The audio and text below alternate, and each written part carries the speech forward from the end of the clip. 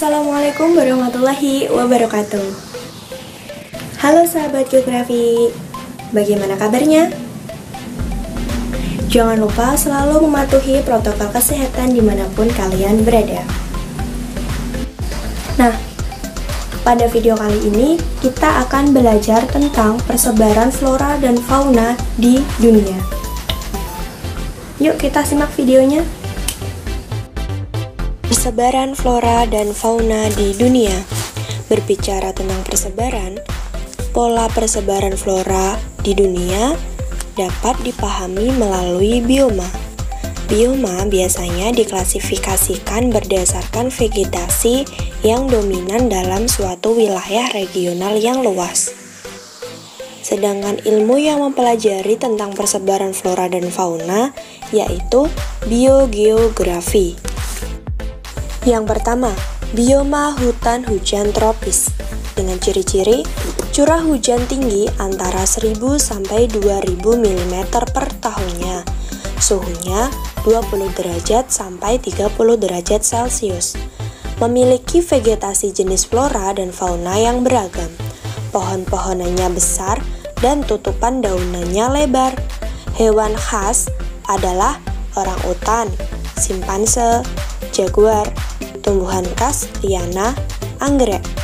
Hutan hujan tropis terletak di Amerika Tengah, Asia Tenggara, Afrika. Yang kedua yaitu bioma hutan gugur. Curah hujan antara 750 sampai 1000 mm per tahun. Suhunya minus 2 derajat sampai 18 derajat Celcius. Tumbuhannya selalu meranggas atau menggugurkan daun.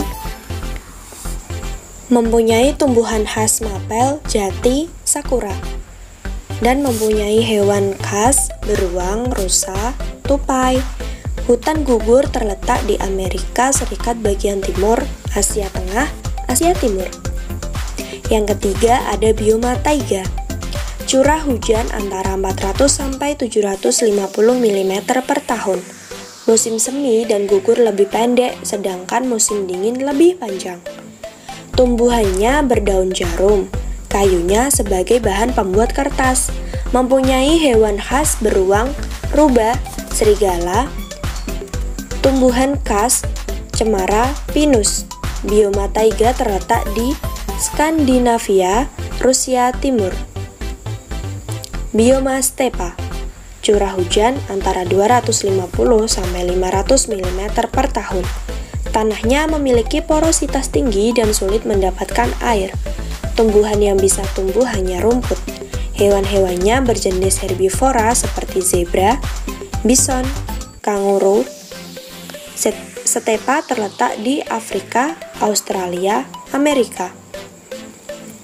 Yang kelima, bioma sabana.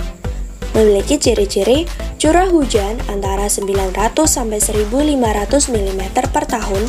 Suhu cenderung hangat sepanjang tahun, dipenuhi semak belukar dan ada pohon yang tumbuh. Di Indonesia terdapat di Taman Nasional Baluran, Jawa Timur. Hewan khas, zebra, gajah, jerapah, singa. Tumbuhan khasnya ada palem, akasia, semak belukar.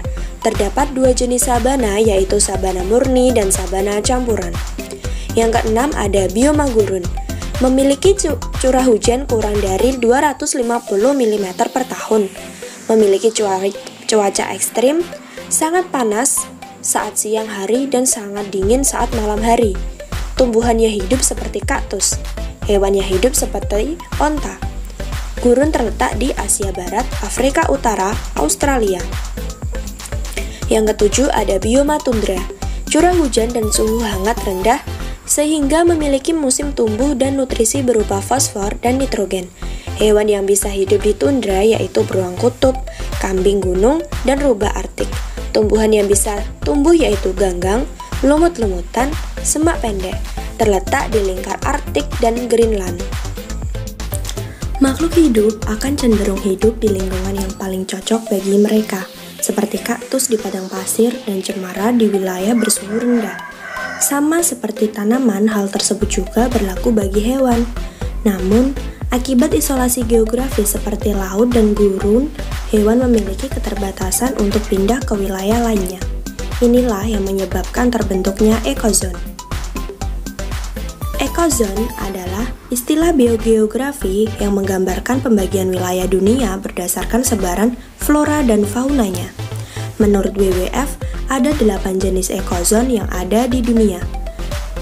Nearktik di Amerika Utara, Neotropikal di Amerika Selatan, Palearktik yang membentang dari Inggris hingga Rusia, Afrotropik di Afrika, kemudian ada Indomalaya di Asia Selatan dan Tenggara, Australasian di Asia, Eurasian di Asia, Antartika di Asia. Ekozon memiliki bioma flora dan faunanya sendiri. Misalnya, di neotropik kita bisa menemukan padang rumput dan padang pasir. Sedangkan di eutropik kita bisa menemukan gajah, zebra, dan singa di hamparan sabana yang luas. Walaupun begitu, kita bisa menemukan kemiripan antara zona satu dengan zona lainnya. Misalnya, zona Palearktik dan Nearktik yang seringkali disebut satu zona yang disebut Holarktik. Bioma seperti taiga dan tundra adalah ciri khas dari bioma Holarktik. Wah, sekarang kita bisa mengetahui persebaran flora dan fauna sangat bergantung pada ekozon. Terdapat 8 ekozon di dunia yang masing-masing mempunyai bioma flora dan faunanya sendiri.